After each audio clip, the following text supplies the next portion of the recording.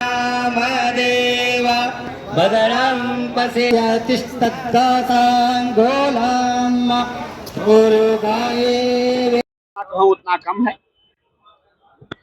आपने देखा होगा इस समय पूरे जो सनातन का जो परचम है महाराज श्री ने ही लहराया है और सनातन की रक्षा के लिए महाराज श्री का प्रयास है। इसके लिए कुछ भी करना पड़े, अपने प्राण निछावर करना पड़े, महाराज श्री तैयार है। क्योंकि आपने देखा होगा सनातन विरोधी पूरे भारत में है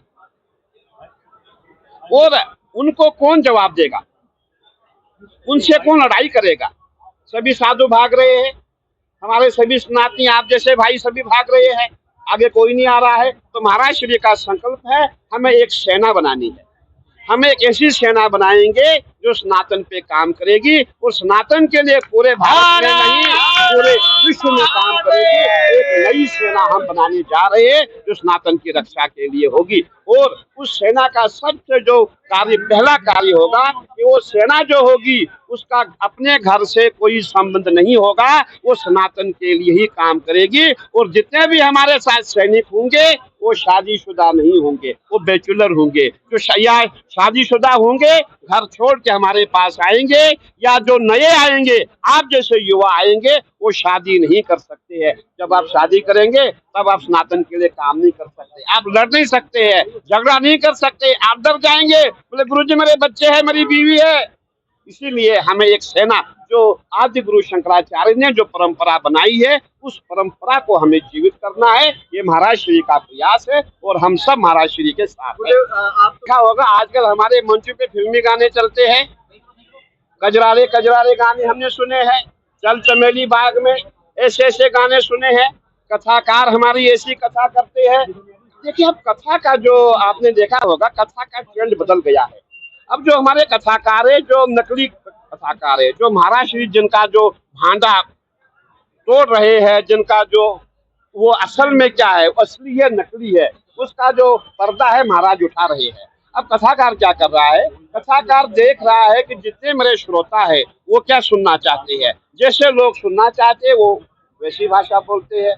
नए नए युवा आप जैसे युवा आगे वो फिल्मी गाने गा रहा है। तो इसीलिए हमें इस पे भी बैन लगाना है। जितने कालनेमी है सबको हमने सनातन से बाहर करना है और जो छद्म भेष में आए हैं, जो हमें कुछ खिलाना चाहते हैं, हमें कुछ पिलाना चाहते हैं, हमारे धर्म को दूषित करना चाहते हैं, उनको भी जो है ऐसी कार्रवाई करेंगे, वो जीवन में याद रखेंगे। देव का कृपा और आशीर्वाद है।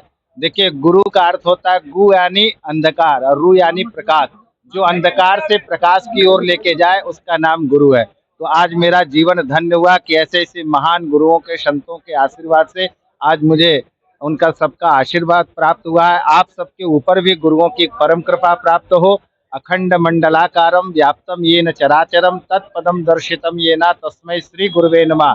जिसके जीवन में गुरु नहीं है उसका जीवन शुरू नहीं है। इसलिए सबसे पहले जीवन में अंधकार को दूर करने के लिए और प्रकाश में जीवन प्राप्त करने के लिए सबसे पहले अपने जीवन में गुरु बनाए, क्योंकि सनातन धर्म में यही सबसे बड़ी महत्ता बनाई गई है। और आज जो परंपरा जो प्रारंभ हुई है, पहली बार बिना पैसे का महामंडलेश्वर बनाया गया। तो आपने सुना होगा कि पैसे दे करके महामंडलेश्वर बनाया जाता है, लेकिन हमारे परम पूज्य गुरुदेव ने आज वह परंपरा एक नई परंपरा प्रारंभ की कि बिना पैसे का लिए योग्य व्यक्ति को महामंडलेश्वर पद पे अभिषेक किया जाता है।